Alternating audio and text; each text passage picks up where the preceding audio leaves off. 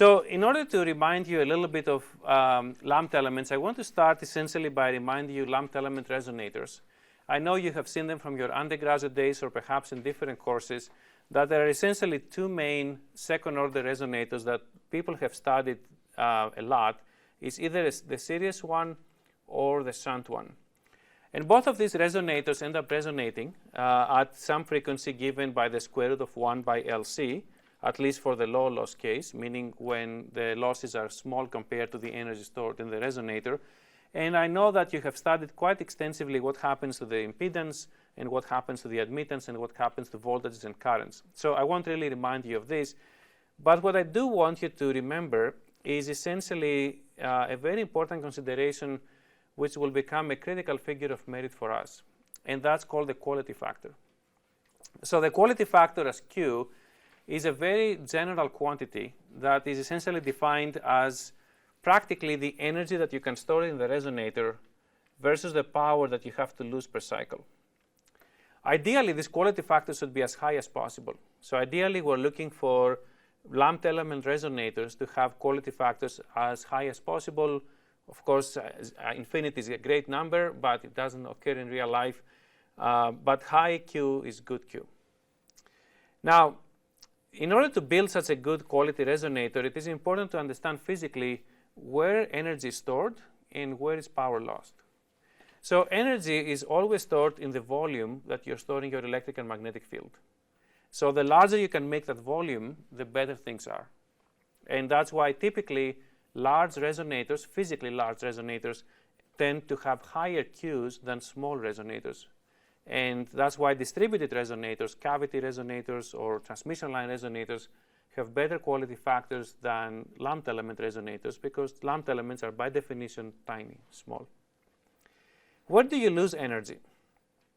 So first of all, you lose power by consuming it as heat in the metals, in the metal parts of the resonator. So ohmic losses is the #1 reason for losing power. The second part is you may have a lossy dielectric. For example, the substrate is a lossy dielectric. So if you end up storing electric or magnetic field inside the substrate, then you will also lose energy in the substrate, and you will find out that you have a warm substrate. And finally, as we were just discussing before, open space is suspect for radiation. So that means if you store E and H in an open space, you might lose them because of radiation effects. So when you try to minimize losses in a resonator, we typically try to minimize those three. Now, those three losses, though, are not the same as a function of frequency. For example, at low frequencies, metallic losses tend to dominate, while open space radiation is practically negligible. In high frequencies, open space radiation might actually be the dominant loss that you have. So you need to be careful of where, at which frequency regime each loss is actually important. Now, as I mentioned before, when you build lumped element resonators, you necessarily take a hit in Q. And that's because you're making a sacrifice of the volume. You're making the resonator tiny in order to basically fit it in the given space that you might have. And because you have limited volume, your stored field doesn't have enough area to take. Also, lumped element resonators have a ton of metal. You use metal to build your capacitances, you use metal to build your inductances, so there's plenty of opportunity for energy to be dissipated as ohmic loss. The good thing is they don't have much radiation, so you don't have to worry too much about it.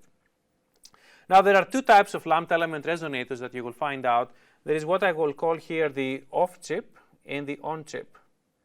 So the off-chip resonators are the ones that you build with lumped element inductors that you can buy from the store and capacitors, and you just put them on a PC board. While on-chip resonators are the ones that you literally fabricate on a silicon or gallium arsenide or silicon germanium chip.